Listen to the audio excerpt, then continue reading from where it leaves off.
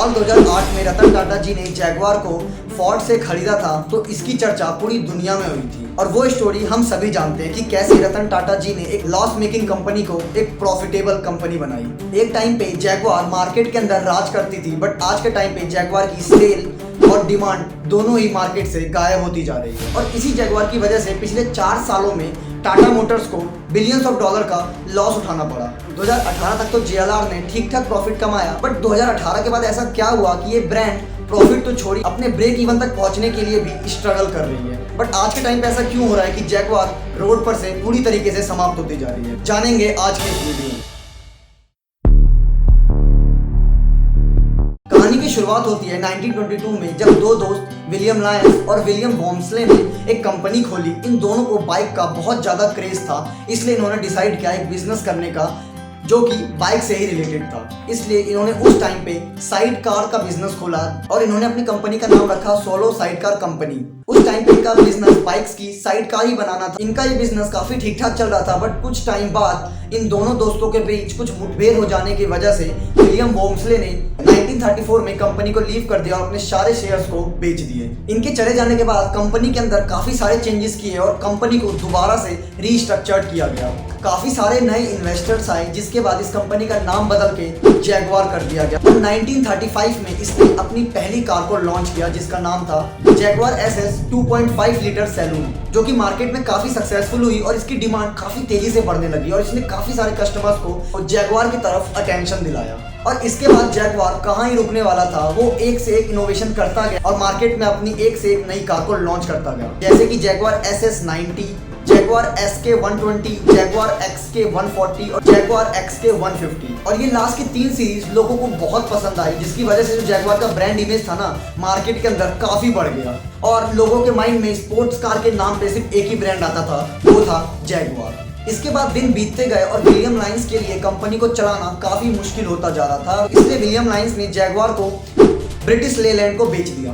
अब जितना ध्यान विलियम लायंस रख रहे थे जैगवार का, ब्रिटिश लेलैंड उतना फोकस नहीं कर पा रहा था जैगवार पे, क्योंकि उनके पास खुद की भी काफी लग्जरी कार थी। और इसी की वजह से जो धीरे धीरे जो जैगवार का जो ब्रांड और सेल थी ना, वो मार्केट से कम होती गई। और एक टाइम ऐसा आया कि जैगवार की पॉपुलैरिटी और डिमांड मार्केट में पूरी तरीके से गायब हो गई। इसके बाद ब्रिटिश लेलैंड को जैगवार की वजह से काफी सारे मैसिव लॉसेस होने लगे और उन्होंने 1989 में जैगवार को फोर्ड को बेच दिया। और ये डील उस टाइम पे $2.5 बिलियन में हुई थी। फोर्ड ने जैगवार को खरीदा, इसका एक रीजन ये भी था कि फोर्ड जो है ना, वो अफोर्डेबल सेगमेंट में अपनी गाड़ियों को प्रोड्यूस करता है और फोर्ड हमेशा से लग्जरी सेगमेंट में एंट्री करना चाहता था और जैगवार उसके लिए बेस्ट ऑप्शन था उस टाइम पे। और इसके बाद फोर्ड ने काफी सारा पैसा, टाइम और एनर्जी इन्वेस्ट किया जैगवार के अंदर, बट लग्जरी सेगमेंट के अंदर कोई भी एक्सपर्टीज और एक्सपीरियंस ना होने की वजह से फोर्ड इसको सक्सेसफुल बनाने में काफी बुरी तरीके से फेल हुआ और जैगवार की वजह से फोर्ड को भी काफी सारे लॉसेस हो रहे थे। और फाइनली 2008 के अंदर फोर्ड ने टाटा मोटर्स को जैगवार बेच दी, वो भी $2.3 बिलियन में। हाँ, ये बिल्कुल सही है, फोर्ड ने जितने में खरीदी थी उससे कम में टाटा मोटर्स को बेच दी, क्योंकि ऐसा माना जा रहा था कि जल्दी जैगवार बैंकरप्ट हो जाएगा। इसलिए फोर्ड ने अपनी टेंशन को टाटा मोटर्स को दे दिया कि अब आप संभालो ये टेंशन। और मजे की बात तो ये है कि जैगवार नाम के इस टेंशन को टाटा मोटर्स ने काफी बेहतरीन तरीके से संभाला। एक्विजिशन के बाद टाटा मोटर्स ने काफी सारे इन्वेस्टमेंट किए इसकी अलग अलग सेगमेंट में, जैसे कि टाटा मोटर्स ने बिलियंस ऑफ डॉलर्स लगा दिए जैगवार की रिसर्च एंड डेवलपमेंट टीम के पीछे और मार्केट से काफी सारे फीडबैक लिए ताकि वो जैगवार की खोई हुई पहचान मार्केट में वापस ला सके। और इसी के साथ साथ 2013 में टाटा मोटर्स ने जैगवार और लैंड रोवर को मर्ज कर दिया और JLR लिमिटेड बना दी। इसके बाद कंपनी ने काफी ग्रो किया। 2012 से 2017 के टाइम पीरियड में कंपनी ने 3 टाइम्स सेल करी। जैगवार जिसने 2011 में लगभग 2,40,000 गाड़ियों को बेचा, वहीं 2017 में ये नंबर बढ़ के 6 लाख गाड़ियों पे पहुंच गया। बट ये कहानी एक बहुत बड़ा मोड़ लेती है जब आता है साल 2018 और ऐसा मानो कि JLR का बुरा टाइम 2018 से ही शुरू हुआ और 2018 के पहले 6 महीने में JLR ने लगभग £350 मिलियन का लॉस झेला और तब से लेके 2022 तक ये कंपनी लगातार लॉस ही झेल रही है। मतलब कि JLR पैसा कमा नहीं रही बल्कि गंवा रही, और जिसकी वजह से S&P ग्लोबल रेटिंग JLR की काफी नीचे गिर गई और इनकी जो मार्केट के अंदर ब्रांड वैल्यू थी ना, वो भी काफी डिक्रीज हो गई। तो JLR के इतने मैसिव लॉसेस और डाउनफॉल के पीछे मेनली ये 3 रीजन है।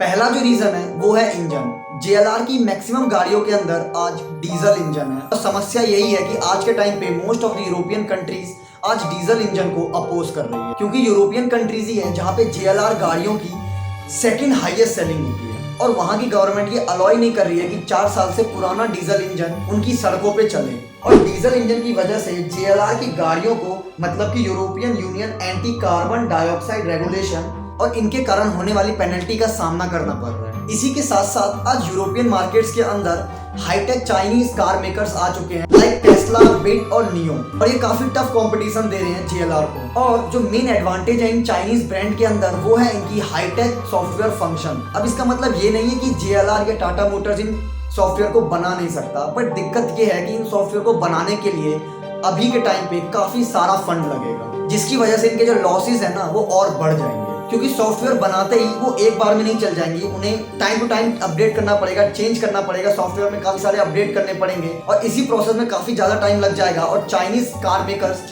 पूरे मार्केट को कैप्चर कर लेंगे। इलेक्ट्रिक कार के सेगमेंट में भी BMW और ऑडी ने मार्केट को कैप्चर कर रखा है और इस रेस में भी JLR काफी पीछे है because of their lack of production और लो पेस इलेक्ट्रिफिकेशन। हम सबको पता है दुनिया में चाइना बिगेस्ट कार मार्केट है और JLR का जो फर्स्ट बिगेस्ट मार्केट है ना वो चाइना ही है। चाइना के अंदर JLR लगभग हर साल 1.5 लाख गाड़ियां बेचता है, बट पिछले कुछ सालों में ये नंबर 44% से गिर गया। और इतना स्लो डाउन सेल होने के पीछे एक कारण ये बताया जा रहा है कि कुछ प्रॉब्लम्स और फॉल्ट JLR की गाड़ियों के अंदर आ जाने की वजह से चाइनीज कस्टमर्स का कॉन्फिडेंस गिर चुका है JLR की गाड़ियों से। और इसी जलते आग में घी का काम किया है चाइनीज गवर्नमेंट ने इंपोर्ट ड्यूटी टैक्स बढ़ाकर। चाइनीज गवर्नमेंट द्वारा इंपोर्ट ड्यूटी को बढ़ा देने की वजह से इनका जो कॉस्ट ऑफ प्रोडक्शन है ना वो काफी बढ़ गया, जिसकी वजह से JLR को प्रॉफिट निकाल पाना काफी मुश्किल हो रहा है। और JLR की रेंज रोवर इवोक और इनकी डिस्कवरी स्पोर्ट जो कि एक टाइम पे बेस्ट सेलिंग थी चाइना के अंदर, आज उनकी सेल भी बहुत ज्यादा नीचे जा चुकी है। JLR के चाइनीज डीलर्स का कहना है कि वो JLR की कार बेचने पे प्रॉफिट ही नहीं कमा पा रहे। अगर जो आपका डीलर ही प्रॉफिट नहीं कमा पाएगा तो गाड़ियां नहीं बिकेगी और गाड़ियां नहीं बिकेगी तो कंपनी कभी भी ग्रो नहीं कर सकती।